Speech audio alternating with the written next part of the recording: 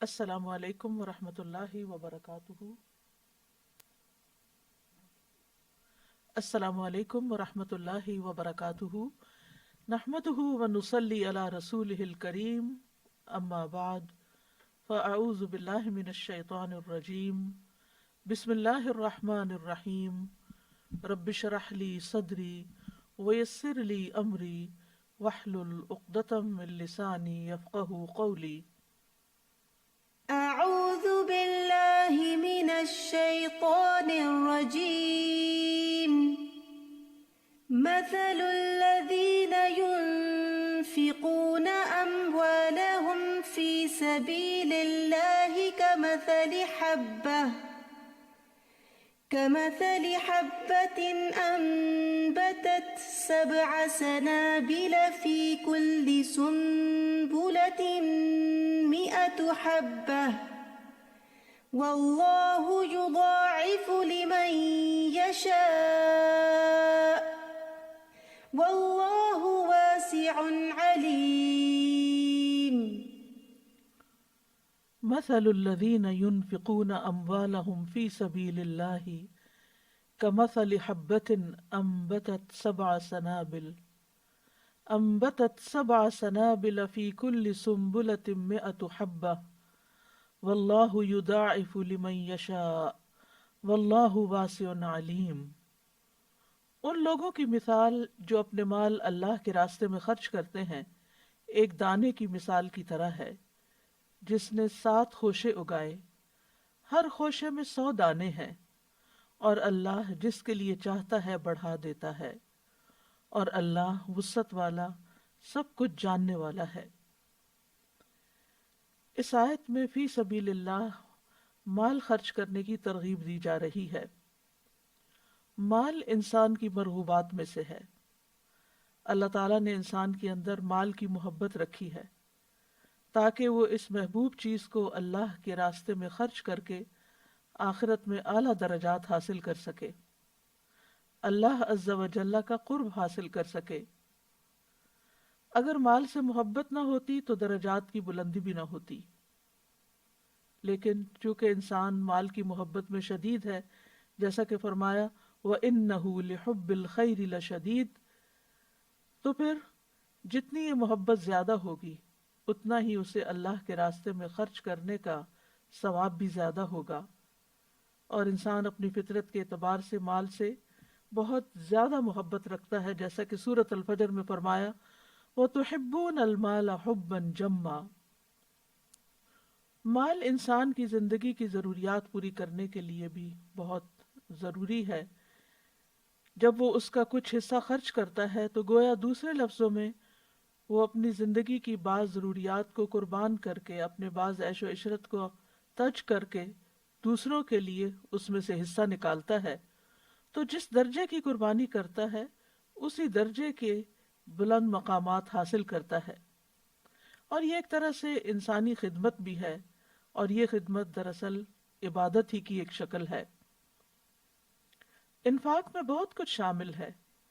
مال کے علاوہ علم، وقت، جاہ، مہارت وغیرہ وغیرہ، لیکن اس آیت میں خاص طور پر مال خرچ کرنے کی بات کی گئی ہے اور ایک مثال سے بات سمجھائی گئی ہے۔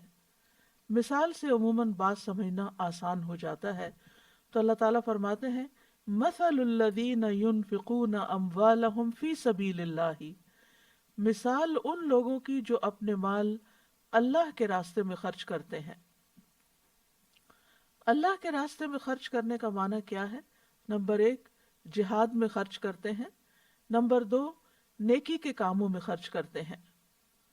تو ان کی مثال کمثل حبۃ انبتت 7 سنابل، ایک مثال ایک دانے کی طرح ہے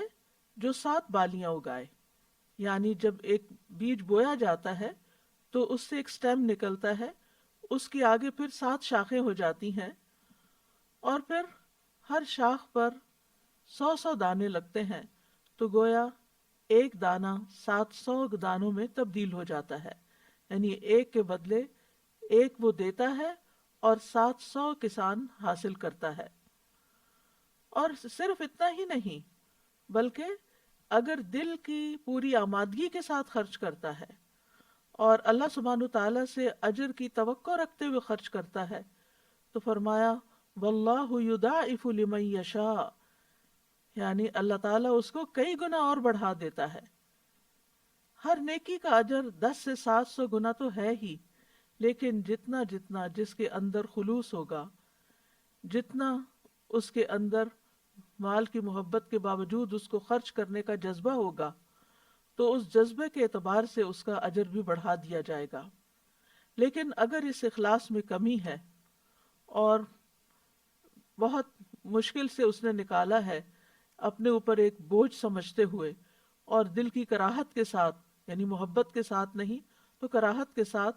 تو ہو سکتا ہے کہ یہ 700 گنا بھی نہ بنے، یعنی اسی اعتبار سے زیادہ ہوگا جتنا اس کے اندر اخلاص ہوگا، جذبہ ہوگا۔ جہاں تک 10 سے 700 گنا تک کا تعلق ہے تو اس کی وضاحت ایک حدیث سے بھی ہوتی ہے جو صحیح مسلم میں آتی ہے۔ ابو ہریرہ رضی اللہ عنہ سے روایت ہے، وہ کہتے ہیں کہ رسول اللہ صلی اللہ علیہ وسلم نے فرمایا، جس نے کسی نیکی کا ارادہ کیا پھر اس پر عمل نہیں کیا، اس کے لیے ایک نیکی لکھ دی جاتی ہے، اور جس نے کسی نیکی کا ارادہ کر کے اس پر عمل بھی کر لیا، اس کے لیے 10 سے 700 گنا تک نیکیاں لکھی جاتی ہیں۔ واللہ واسع، اور اللہ بہت وسعت والا ہے، اپنی تمام صفات میں وسعت والا ہے، اپنی رحمت، اپنی قدرت، اپنی مغفرت میں وہ بہت برتر اور بہت اعلیٰ ہے۔ علیم، بہت علم والا ہے، خوب جاننے والا ہے، یعنی اس کا علم بھی ہر چیز کو گھیرے ہوئے ہے، لہٰذا وہ دیکھتا ہے کہ کس نے کس جذبے کے ساتھ مال خرچ کیا تو اسی اعتبار سے اس کا فضل اس پر زیادہ ہو جاتا ہے۔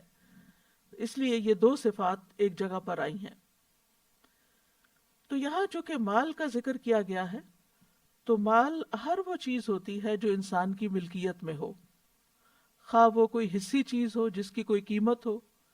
یا نفع والی چیز ہو جیسے مانوی چیزیں، کوئی ہنر وغیرہ ہو۔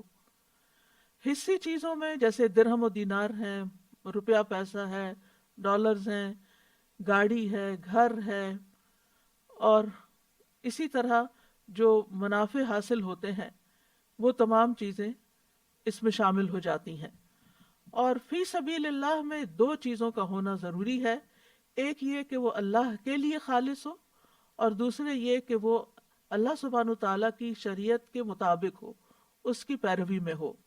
اگر ان دو شرائط کے ساتھ انسان مال خرچ کرے گا تو اس کو اللہ سبحانہ تعالیٰ کی طرف سے بہترین اجر ملے گا جس کا انسان شمار بھی نہیں کر سکتا۔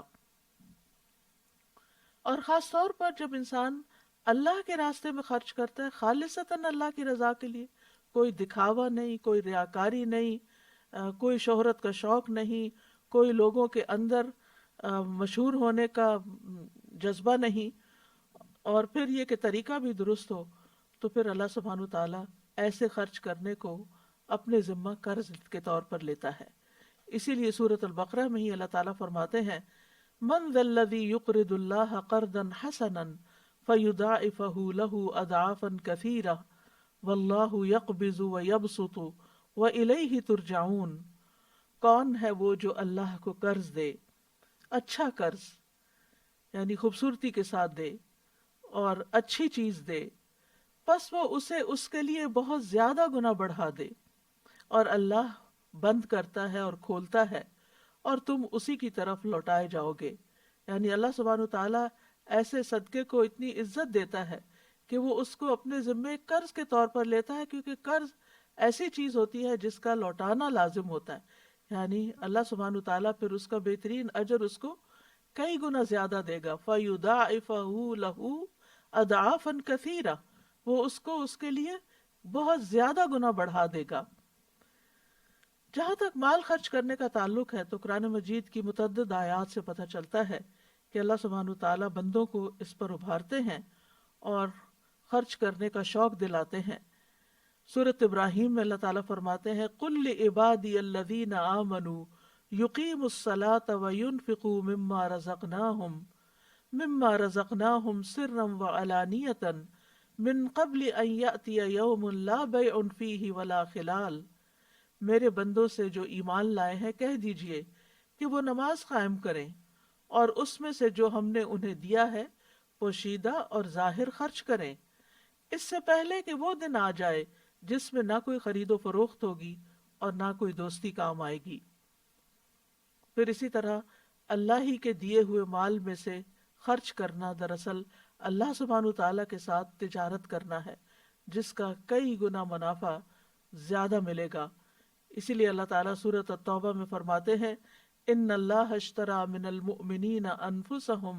واموالهم بان لهم الجنہ،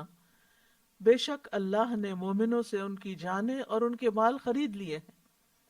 یعنی مالوں کا سودا کر لیا، مال لے لیے ہیں، یعنی وہ مال جو ہم صدقے میں دیتے ہیں، فی سبیل اللہ دیتے ہیں، دین کی کاز کے لیے دیتے ہیں، اللہ سبحانہ تعالیٰ ان کو تجارت سے تشبیہ دیتے ہیں، اس کے بدلے کہ یقیناً ان کے لیے جنت ہے، یعنی وہ مال اللہ تعالیٰ جو اللہ کی راہ میں خرچ کیے جاتے ہیں اس کے بدلے میں انسان کے لیے جنت کا وعدہ ہے۔ پھر یہ کہ خرچ کرنے سے اللہ کا قرب اور اس کی رحمت ملتی ہے۔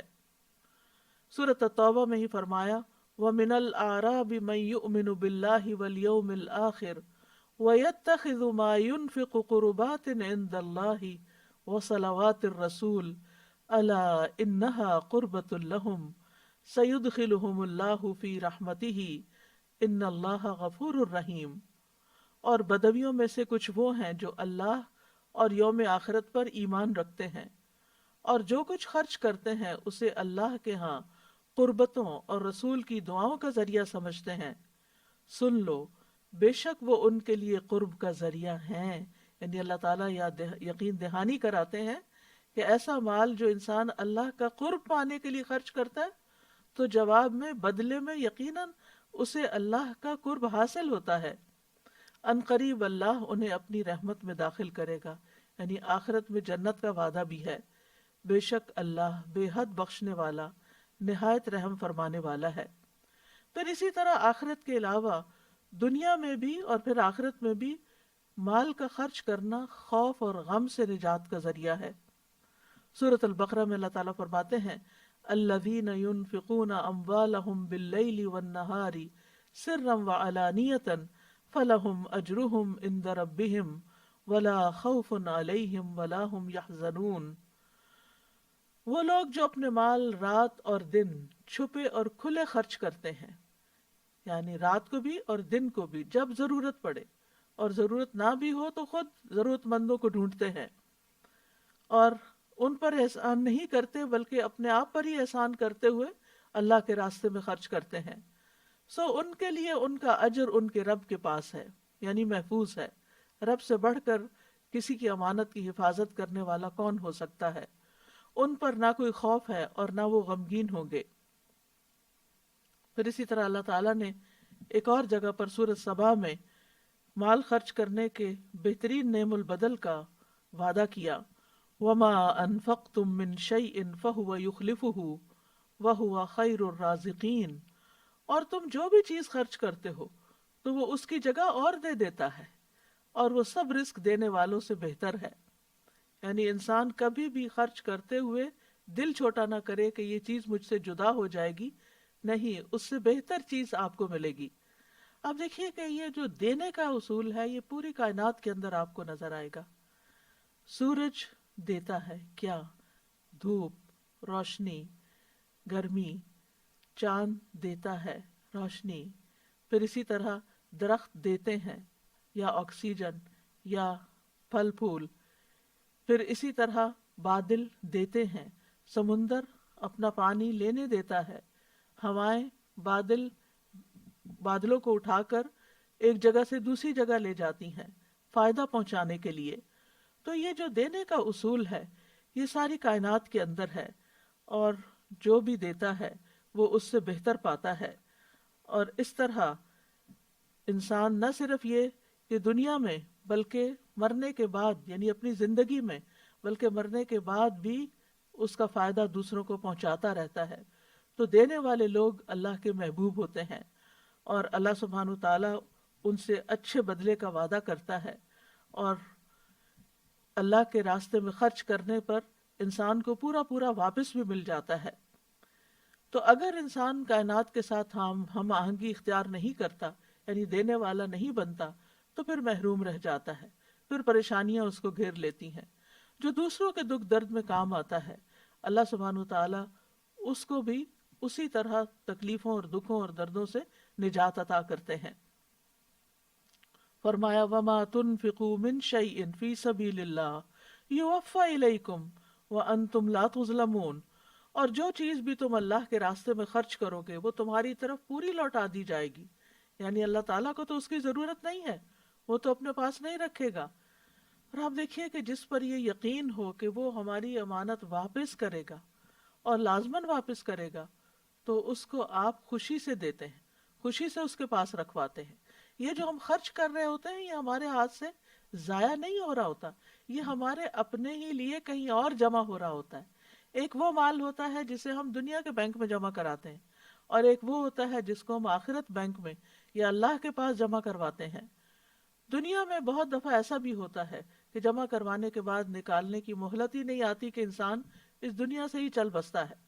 لیکن اللہ کے پاس تو ہم سب کو واپس جانا ہے۔ انا للہ و انا الیہ راجعون، بے شک ہم اللہ ہی کے لیے ہیں اور اسی کی طرف واپس جانے والے ہیں۔ تو جو کچھ اپنی زندگی میں ہم آگے بھیجتے رہیں گے وہ وہاں پورا پورا، نہ صرف یہ کہ جو بھیجا وہ، بلکہ اس کو 10 گنا سے 700 گنا اور اس سے بھی زیادہ، کئی گنا زیادہ اخلاص کے مطابق اللہ سبحانہ وتعالیٰ بندوں کو واپس کرے گا۔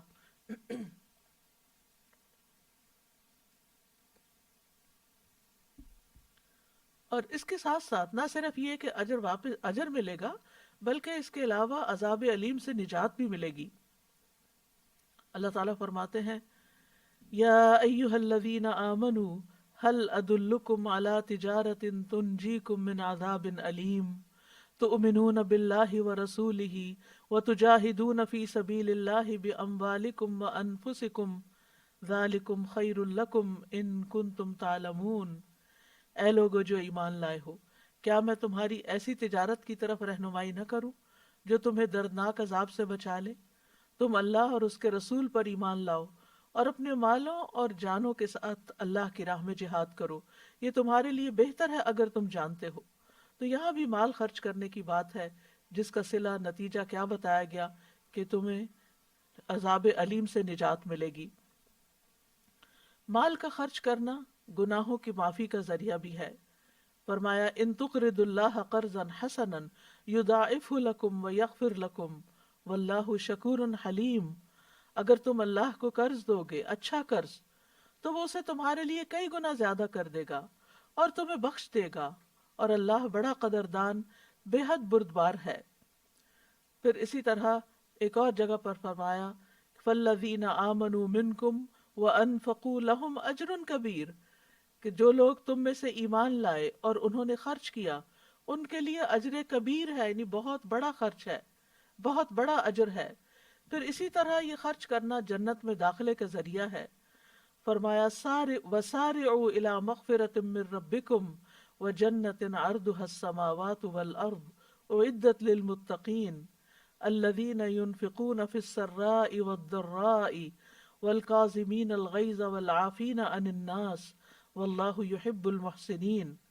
اور ایک دوسرے سے بڑھ کر دوڑو اور اپنے رب کی جانب سے بخشش کی طرف اور اس جنت کی طرف جس کی چوڑائی آسمانوں اور زمین کے برابر ہے، ڈرنے والوں کے لیے تیار کی گئی ہے۔ کون ہے وہ؟ جو خوشی اور تکلیف میں خرچ کرتے ہیں، یعنی صرف اچھے دنوں میں خرچ نہیں کرتے، تنگ دست بھی ہو تو بھی وہ اللہ کے راستے میں خرچ کرتے ہیں، اور غصے کو پی جانے والے ہیں اور لوگوں سے درگزر کرنے والے ہیں، اور اللہ نیکی کرنے والوں سے محبت رکھتا ہے۔ اس کے برعکس جو لوگ اللہ کے راستے میں خرچ نہ کریں، قرآن مجید میں ان کی مذمت بھی کی گئی ہے۔ فرمایا ہا انتم ہؤلاء تدعون لتنفقوا فی سبیل اللہ فمنکم من یبخل ومن یبخل فانما یبخل عن نفسہ واللہ الغنی وانتم الفقراء وَإِن تَتَوَلَّوْا يَسْتَبْدِلْ قَوْمًا غَيْرَكُمْ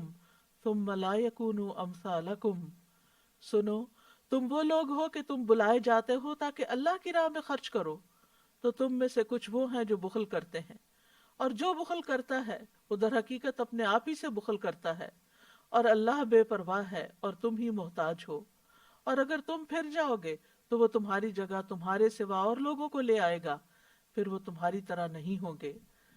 تو اس لیے یاد رکھنا چاہیے کہ جو کچھ ہم اللہ کے راستے میں خرچ کریں گے وہ ہمارے اپنے ہی فائدے کے لیے ہوگا۔ قرآن مجید کے علاوہ متعدد احادیث میں بھی خرچ کرنے کی فضیلت بتائی گئی ہے۔ ابو سعید خدری سے روایت ہے کہ ایک آدمی نبی صلی اللہ علیہ وسلم کے پاس آیا اور کہا کہ لوگوں میں سے افضل کون ہے؟ تو آپ نے فرمایا، لوگوں میں سب سے افضل یا بہتر آدمی وہ ہے جو اللہ کے راستے میں اپنی مال اور اپنی جان کے ساتھ جہاد کرتا ہو، یعنی اللہ کی کاز میں اپنی جان بھی دے اور اپنا مال بھی دے، یعنی کسی بھی چیز کو بچا کر نہ رکھے، کیونکہ بہترین بدلہ ان چیزوں کا اس سے بہتر سودا کیا ہو سکتا ہے کہ انسان اپنا وقت، اپنی صلاحیتیں، اپنی جان، اپنا مال، اپنا سب کچھ اس کو دے جس نے ہمیں دیا ہے۔ یعنی یہ ہم سب کچھ ہمارا ذاتی نہیں ہے، بلکہ ہم یہ جو بھی دیتے ہیں نہ اللہ پر احسان کرتے ہیں اور نہ بندوں پر،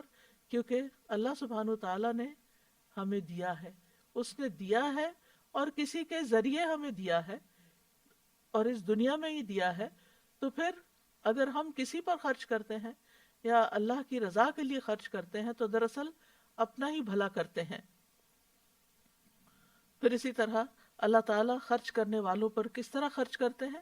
اس کی وضاحت ایک حدیث سے یوں ہوتی ہے کہ رسول اللہ صلی اللہ علیہ وسلم نے فرمایا، بے شک اللہ نے مجھ سے فرمایا خرچ کرو، تم پر خرچ کیا جائے گا۔ اور رسول اللہ صلی اللہ علیہ وسلم نے فرمایا، اللہ کا دایاں ہاتھ بھرا ہوا ہے اور رات دن کی فیاضی سے اس میں کمی واقع نہیں ہوتی، یعنی وہ دیتا رہتا ہے، دیتا رہتا ہے۔ کیا تم دیکھتے نہیں کہ اس نے آسمان و زمین کے پیدا کرنے سے کتنی فیاضی کی ہے، لیکن اس کے دائیں ہاتھ میں کوئی کمی واقع نہیں ہوئی۔ پھر جو لوگ خرچ کرتے ہیں ان کے لیے فرشتے دعائیں بھی کرتے ہیں۔ رسول اللہ صلی اللہ علیہ وسلم نے فرمایا، ہر دن جس میں بندے صبح کرتے ہیں 2 فرشتے اترتے ہیں، ان میں سے ایک کہتا ہے اے اللہ خرچ کرنے والے کو اس کا متبادل عطا فرما، اور دوسرا کہتا ہے اے اللہ روک کر رکھنے والے کے مال کو ضائع کر دے۔ یعنی جب انسان روک لیتا ہے تو مال بڑھتا نہیں ہے، بظاہر ہمارے فگرز شاید کچھ بڑھ جائیں لیکن مال کی برکت نہیں ہوتی، اس مال کے اندر وہ بڑھوتری نہیں آتی۔ اللہ کے ہاں جو اس کا ایک کے بدلے 700 گنا ملنا ہے وہ اس کے اندر نہیں لکھا جاتا۔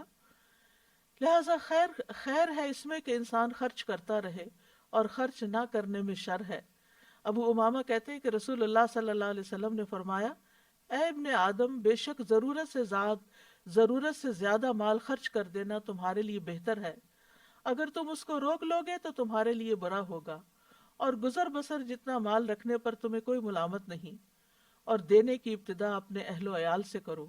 اور اوپر والا ہاتھ نیچے والے ہاتھ سے بہتر ہوتا ہے۔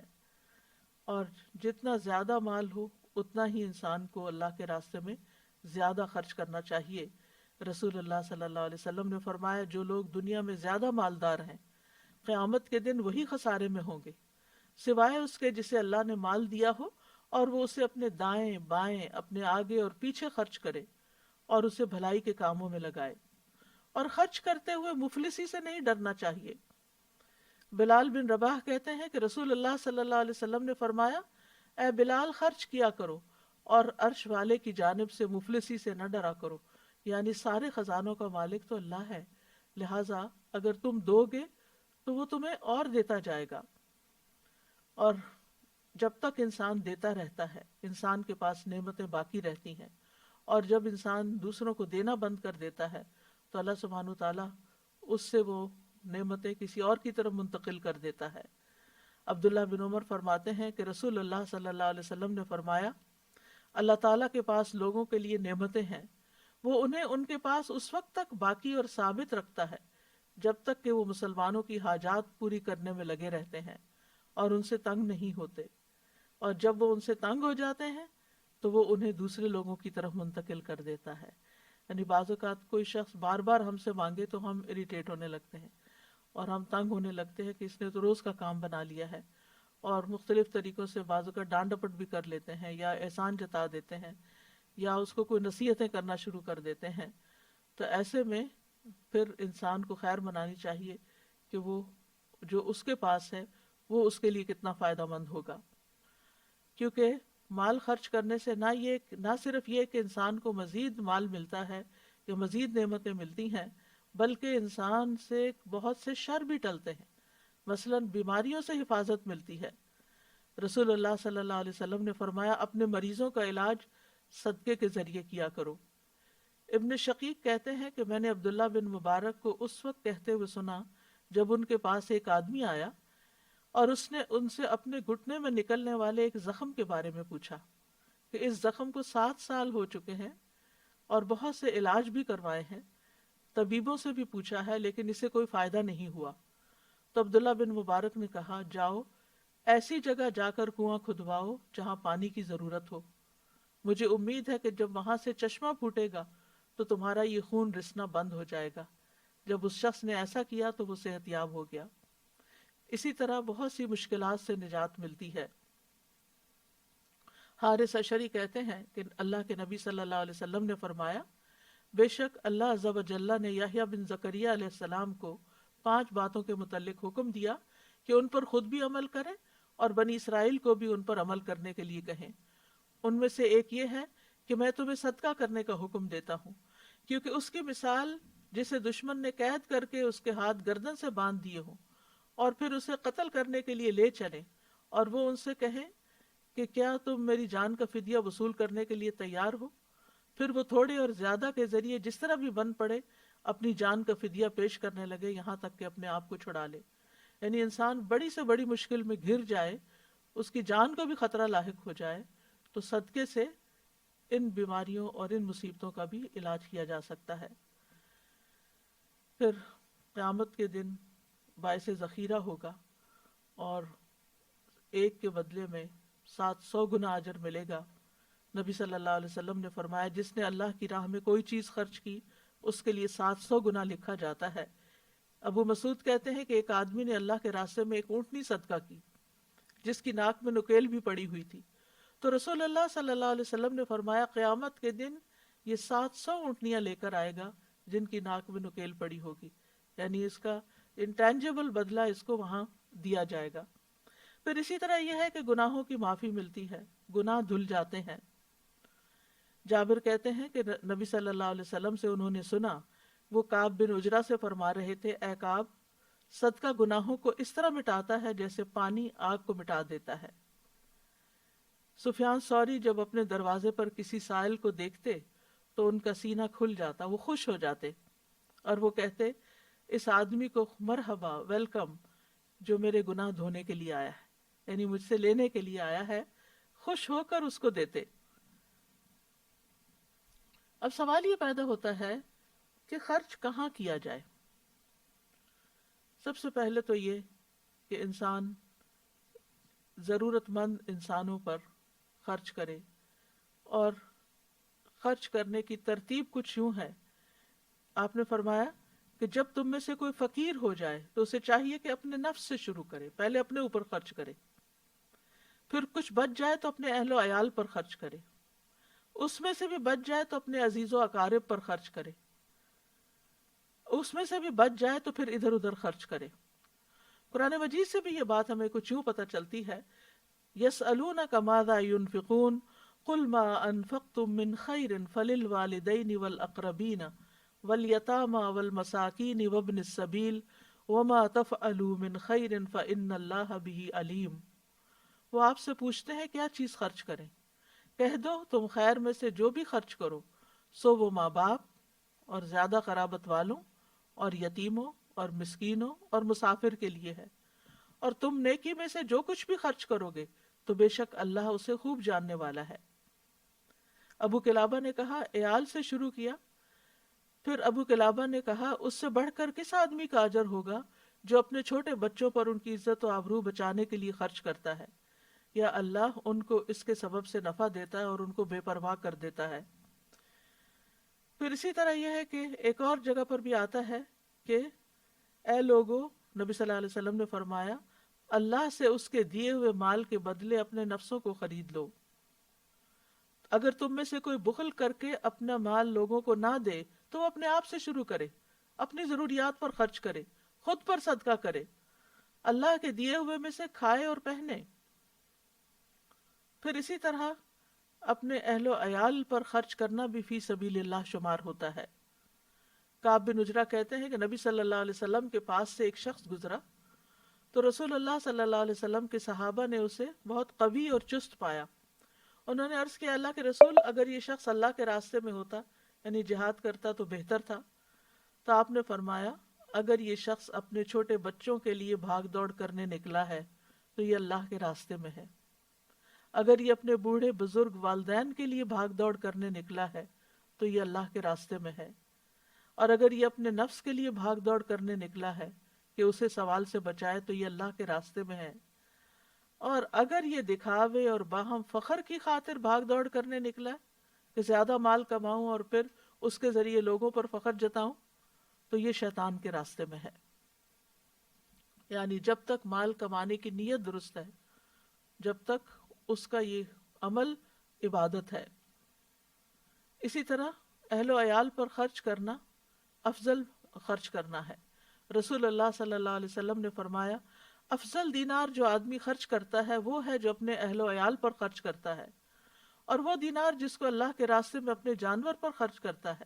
اور وہ جو اپنے ساتھیوں پر اللہ کے راستے میں خرچ کرتا ہے۔ پھر اسی طرح ہم دیکھتے ہیں کہ بہنوں اور بیٹیوں پر خرچ کرنا بھی ثواب کا باعث ہے۔ نبی صلی اللہ علیہ وسلم نے فرمایا، جو شخص اپنی 2 بیٹیوں یا 2 بہنوں یا قریبی رشتہ دار عورتوں پر ثواب کی نیت سے اس وقت تک خرچ کرتا رہے یہاں تک کہ اللہ عز و جل ان دونوں کو اپنے فضل سے مالدار کر دے، یا وہ ان کی کفایت کرتا رہے، تو وہ دونوں اس کے لیے جہنم کی آگ سے رکاوٹ بن جائیں گی۔ یعنی اگر رشتہ داروں کو آپ دیتے ہیں، بہن بھائیوں پہ خرچ کرتے ہیں، تو پھر عام طور پر لوگ باہر دینے کو پسند کرتے ہیں، لیکن بہن بھائی اگر ضرورت مند ہو تو ان پر خرچ نہیں کرنا چاہتے کہ کہیں یہ ہمارے برابر کے نہ ہو جائیں یا پھر ہم سے آگے نہ بڑھ جائیں۔ ایک خاموش مقابلہ رہتا ہے ایسے رشتوں میں۔ تو اس کے لیے یہ ہے کہ اگر بہن بھائی ضرورت مند ہے تو پہلے ان کا حق ہے کہ ان پر خرچ کیا جائے۔ پھر اسی طرح رشتہ داروں پہ خرچ کرنے کے بارے میں آپ نے فرمایا کہ جو شخص صلہ رحمی کے لیے جتنا عطیہ دیتا ہے اللہ اس کے مال میں اتنا ہی اضافہ کرتا ہے۔ یعنی جو شخص چاہے کہ اس کے رزق میں برکت ہو اور اس کی عمر میں برکت ہو تو اسے چاہیے کہ وہ اپنے رشتہ داروں کے ساتھ صلہ رحمی کرے، جیسے کہ ایک اور حدیث میں آتا ہے۔ آپ نے یہ بھی فرمایا کہ بے شک سب سے افضل صدقہ وہ ہے جو اپنے اس رشتہ دار پر کیا جائے جو پوشیدہ دشمنی رکھنے کی بنا پر تم سے اعراض کرے، یعنی جو تم سے بات بھی نہ کرنا چاہے، تمہارا کوئی حق بھی نہ دے، تو اس پہ خرچ کرنا زیادہ افضل ہے۔ اسی طرح مسکین، یتیم اور مسافر کو پھر کھانا کھلانا، پانی پلانا، یہ بھی بہترین صدقات میں شامل ہے۔ پھر پودے لگانا، اپنے مال سے پودے خرید کر لگانا جو ہے صدقہ جاریہ کے کاموں میں سے ہے۔ پھر کسی کی ضرورت پوری کرنا، کسی کا قرض ادا کر دینا، حج اور عمرہ میں خرچ کرنا، خود اپنے لیے یا دوسروں کے لیے، یعنی اگر کوئی حج پہ جا رہا ہو یا عمرے پہ جا رہا ہو اور خاص طور پر اگر کوئی ضرورت مند ہو تو اس پہ خرچ کرنا۔ پھر مسجد بنوانا، جس نے اللہ کے لیے کبوتر کے گھونسلے کے برابر یا اس سے بھی چھوٹی مسجد بنائی، اللہ اس کے لیے جنت میں گھر بنائیں گے۔ اب سوال یہ پیدا ہوتا ہے کہ اتنی چھوٹی مسجد تو ہوتی نہیں، لیکن مسجد میں اگر اتنی سی جگہ، چھوٹے گھونسلے جتنی جگہ بھی اس نے اپنے مال سے کچھ اس میں حصہ ڈالا، اس کو بنانے میں ایک بلب بھی لگوا دیا، لائٹ کا انتظام کر دیا، پانی کا ایک گلاس ہی وہاں رکھ دیا تاکہ نمازی اس میں سے فائدہ اٹھائیں۔ پھر اسی طرح مسجد میں مصحف رکھنا، یہ بھی صدقہ جاریہ کے کاموں میں سے ہے۔ رسول اللہ صلی اللہ علیہ وسلم نے فرمایا 7 چیزوں کا ثواب بندے کی موت کے بعد بھی جاری رہتا ہے جب وہ قبر میں ہوتا ہے: جس نے علم سکھایا، نہر بنوائی، کنواں کھدوایا، درخت لگوایا، مسجد بنوائی، کسی کو قرآن کے مصحف کا وارث بنا دیا، یا اولاد چھوڑی جو اس کے مرنے کے بعد اس کے لیے استغفار کرتی ہے۔ تو یہ صدقہ ان میں سے ہے جو مرنے کے بعد بھی جس کا فائدہ جاری رہتا ہے۔ اسی طرح طالب علموں پہ خرچ کرنا۔ فتاوی حامدیہ میں ابن عابدین ذکر کرتے ہیں کہ جب طالب علم کے حصول کے لیے نکلے تو مسلمانوں پر لازم ہے کہ وہ اسے خرچہ دیں تاکہ علم زیادہ سے زیادہ پھیلے۔ یہاں تک کہ اگر وہ دینے سے انکار کریں تو ان کو اس طرح مجبور کیا جائے گا جیسے زکوٰۃ کا قرض ادا کرنے والوں کو وہ قرض ادا کرنے پہ مجبور کیا جاتا ہے جب وہ زکوٰۃ ادا کرنے سے انکار کریں. یعنی جس طرح زکوٰۃ دینا لازم ہے ایسے ہی طالب علموں پہ خرچ کرنا بھی لازم ہے. اسی طرح مالکی مذہب میں ایک فتویٰ ہے کہ مسلمانوں کو طالب علموں کو ہر سال 100 دینار کے مقدار کے برابر خرچہ دینا چاہیے. یعنی اتنے فنڈ ریزنگ ہونی چاہیے کہ جس سے جو لوگ پڑھ رہے ہیں خواہ دنیاوی فائدہ مند علم پڑھ رہے ہیں یا دین پڑھ رہے ہیں. دنیاوی تعلیم والوں پر تو پھر بھی ماں باپ خرچ کر دیتے ہیں یا رشتہ دار کے یہ کل کو کچھ کمانے کے قابل ہو جائیں گے تو یہ پھر دوسروں کو دینے کے قابل ہوں گے. لیکن جو لوگ دین پڑھ رہے ہوتے ہیں عموماً ان پہ خرچ کرنے سے لوگ کتراتے ہیں کہ اس سے ان کو کوئی مال تو آگے حاصل نہیں ہوگا اور یہ لوٹانے کے قابل بھی نہیں ہوں گے. لیکن حقیقت یہ ہے کہ اگر اس کام کو پروموٹ نہ کیا جائے اور لوگوں کو فیسیلیٹیٹ نہ کیا جائے تو پھر آہستہ آہستہ ایسے لوگ معاشرے سے ختم ہوتے جاتے ہیں جو دوسروں کی دینی رہنمائی کر سکیں. پھر اسی طرح ابن عابدین رد المختار میں کہتے ہیں کہ بیت المال کے مصارف میں سے ایک مصرف علماء کا اور طالب علم کا خرچ دینا ہے. وہ علماء اور طالب علم جو شرعی علم کے لیے وقف ہو چکے ہیں. اور طالب علم پر خرچ کرنے کا فائدہ کیا ہے؟ انس بن مالک کہتے ہیں نبی صلی اللہ علیہ وسلم کے زمانے میں 2 بھائی تھے جن میں سے ایک تو نبی صلی اللہ علیہ وسلم کی خدمت میں آیا کرتا تھا اور دوسرا بھائی کماتا تھا. چنانچہ کمانے والے بھائی نے اپنے دوسرے بھائی کے بارے میں جو نبی صلی اللہ علیہ وسلم سے علم حاصل کرتا تھا یہ شکایت کی کہ یہ کچھ کام نہیں کرتا. تو آپ نے فرمایا شاید کہ تم اس کی وجہ سے ہی رزق دیے جاتے ہو. یعنی تمہاری کوشش میں تمہاری کمائی میں اس کے اوپر خرچ کرنے کی وجہ سے ہی تم برکت ہو. یعنی بعض اوقات انسان دوسروں پہ خرچ کرتا رہتا ہے اور شیطان وسوسہ ڈالتا ہے کہ تمہارا مال ختم ہو رہا ہے کم ہو رہا ہے. لیکن ہو سکتا ہے کہ اللہ نے تمہیں دینے کا جو وسیلہ بنایا ہوا ہے وہ انہی مسکینوں اور ضرورت مندوں کی وجہ سے بنا رکھا ہو. سلف صالحین جو تھے وہ علم والوں پر خوشی سے خرچ کیا کرتے تھے. لیث بن سعد ہر سال امام مالک بن انس کو 100 دینار بھیجتے تھے. ابن لہیعہ جو حدیث کے ائمہ میں سے ایک امام تھے جب ان کی کتابیں جل گئی تو لیث نے ان کی طرف 1000 دینار بھیجے. پھر اسی طرح انسان کو خرچ کرتے ہوئے یہ خیال رکھنا چاہیے کہ خالص اللہ کی رضا کے لیے خرچ ہو کیونکہ صرف وہ چیز قبول ہوتی ہے جو صرف اللہ سبحانہ وتعالیٰ کے لیے کی جاتی ہے. تو عمومی طور پر یہ جو دینے کی بات ہے اس میں یہ ہے کہ خدمت دین کے کاموں میں خرچ کرنا چاہیے. اسی طرح مسائل عامہ کے جس میں پبلک کو سہولت ہو جن چیزوں پر ان کی اس کے لیے مسجد بنانا تو ہم دین کا کام سمجھتے ہی ہیں لیکن پہلے زمانے میں مسافروں کے لیے رات ٹھہرنے کی جگہ نہیں ہوا کرتی تھی تو مسافر خانے بنوانا پل تعمیر کروانا سڑکیں بنوانا پھر اسی طرح ہسپتال بنوانا اور خصوصاً ایسے علاقوں میں ڈسپنسریز اور ہاسپٹل بنوانا جہاں لوگوں کی صحت کی ضروریات پوری نہ ہوتی ہوں. پھر اسی طرح مدارس بنانا یتیم خانے بنوانا بیواؤں کے لیے مکانات کی تعمیر کرنا قبرستان کے لیے زمین وقف کرنا. ریسنٹلی جو کرونا وائرس کی وجہ سے اسپین میں لاشوں کو یا جلایا جا رہا ہے یا پھر یہ کہ ان کو وہاں دفن کرنے کے لیے اور وہ بھی چند سال کے لیے دفن کرنے کے لیے اگر 5 سال کے لیے کوئی کرائے پر لیتا ہے یا 10 سال کے لیے جگہ لیتا ہے یعنی مستقل ہمیشہ کے لیے نہیں ملتی تو اس پر بتایا گیا کہ کسی نے مجھے بتایا کہ 12 سے 15 لاکھ خرچ ہوتے ہیں. تو اب آپ اندازہ کیجئے کہ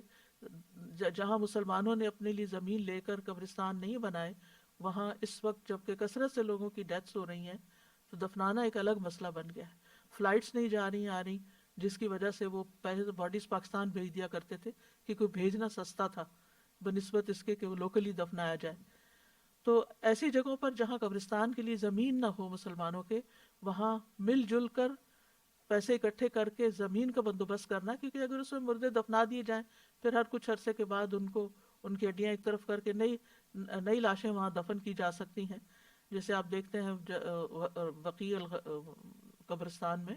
مقبرۃ البقیع میں، کہ وہاں پر مستقل طور پر جب سے نبی صلی اللہ علیہ وسلم کے زمانے سے لوگ دفن کیے جانے جا رہے ہیں۔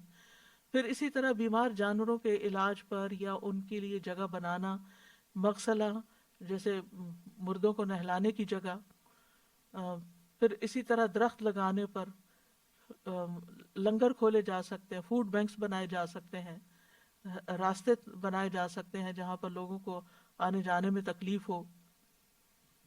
لوگوں کی کے لیے ٹرانسپورٹ کا انتظام، یعنی ضرورت مند لوگوں کی ٹرانسپورٹ کا انتظام کیا جا سکتا ہے، پانی کا انتظام کیا جا سکتا ہے۔ یعنی ایک تو کنواں کھدوانا ہے، اس کے علاوہ بھی جیسے کولر وغیرہ رکھوا دینا مختلف پبلک پلیسز پر، کیونکہ جب انسان مال خرچ کرتا ہے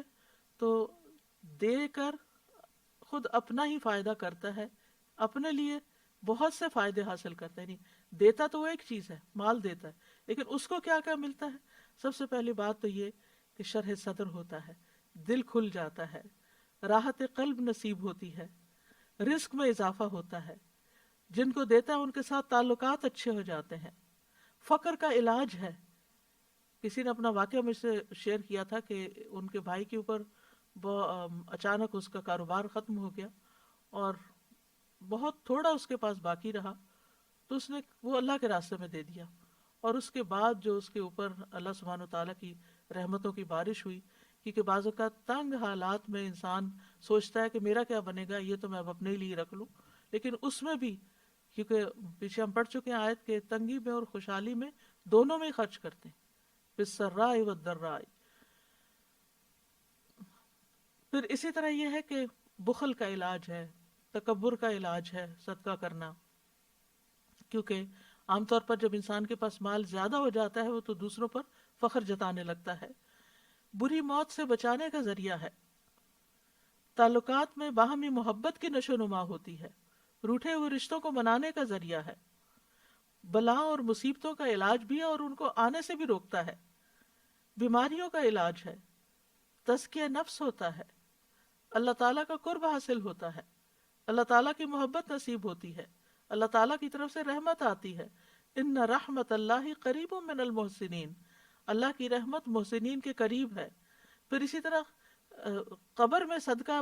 بندے کی حفاظت کرتا ہے، عذاب کو آنے سے روکتا ہے، حشر کے میدان میں قیامت کے دن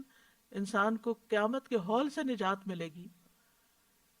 لہذا انسان کو ہر دم سوچنا چاہیے کہ میں کسی کے فائدے کے لیے نہیں، دراصل اپنے ہی فائدے کے لیے دے رہا ہوں، اور اتنے سارے فائدے حاصل ہوں گے، تزکیہ نفس ہوگا، انسان کے اندر کے وسوسے اور دل کی گھٹن اور تنگی کا علاج ہوگا۔ اور پھر یہ بھی یاد رکھیے کہ جب انسان اللہ کی رضا کے لیے خرچ کرتا ہے اور اللہ سے اجر کی امید رکھتے ہوئے خرچ کرتا ہے، ریاکاری اور دکھاوے سے بچتا ہے، چھپ چھپ کے خرچ کرتا ہے، حلال کمائی میں سے خرچ کرتا ہے، طیب مال اللہ کے راستے میں خرچ کرتا ہے، اسراف سے بچتے ہوئے خرچ کرتا ہے، خرچ کرنے کے بعد احسان نہیں جتاتا اور اپنی پسندیدہ چیزوں میں سے خرچ کرتا ہے، تو پھر ایسی صورت میں اللہ سبحانہ تعالیٰ اس کے اجر کو کئی گنا بڑھا دیتے ہیں۔ اور حقیقت یہ ہے کہ انسان کو اپنی زندگی میں ہی اپنے ہاتھ سے دینا چاہیے، کیونکہ جب موت آئے گی تو وہ کیا کہے گا کہ کاش مجھے تھوڑی مہلت اور مل جاتی تو میں صدقہ کرتا اور میں بھی نیک لوگوں میں شامل ہو جاتا۔ یعنی موت کے وقت انسان کو سب سے زیادہ جو چیز فائدہ مند نظر آئے گی وہ صدقہ کرنا ہے، اور ہمیں گن گن کر رکھنے کی بجائے اللہ کے راستے میں دینا چاہیے۔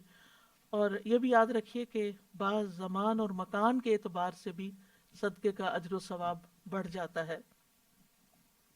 مثلا مکہ اور مدینہ میں خرچ کرنا، حرم کے اندر خرچ کرنا، فقراء مساکین وغیرہ کو دینا، سفر کے دوران اپنے ساتھیوں پر خرچ کرنا، دیگر مسافروں پر خرچ کرنا، پھر اسی طرح بیماری کے وقت خرچ کرنا، کہ جب انسان کو اس بات کی ضرورت ہو کہ اپنے علاج کے لیے بھی پیسہ چاہیے، اپنے علاج کے لیے بھی ضروریات بڑھ جاتی ہیں۔ عام روزمرہ زندگی میں تو انسان کو کھانے پینے کی ضروریات ہوتی ہیں، لیکن بیماری میں مزید خرچ بڑھ جاتے ہیں، تو اس وقت خرچ کرنا۔ پھر اسی طرح فی سبیل اللہ، اللہ کے راستے میں خرچ کرنا، رمضان کے مہینے میں خرچ کرنا، پھر رمضان کے مہینے میں خاص طور پر روزہ وغیرہ کھلوانا اور ضرورت مندوں کی ضرورت پوری کرنا. بعض لوگ تو اپنی زکوٰۃ بھی رمضان کے مہینے میں نکالتے ہیں، تو ضروری نہیں ہے وہ تو جب سال پورا ہو جائے تو فوراً نکال دیں، رمضان کا انتظار نہ کریں. لیکن اگر آپ کی تاریخیں وہی بنتی ہیں تو بہتر یہ ہے کہ پھر فوراً رمضان میں ہی زکوٰۃ نکال دی جائے، کیونکہ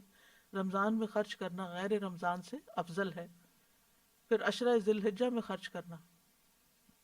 کیونکہ سال بھر میں کوئی بھی نیک کام اتنا اجر نہیں پاتا جتنا عشرہ ذی الحج میں انسان جب کوئی نیکی کرتا ہے.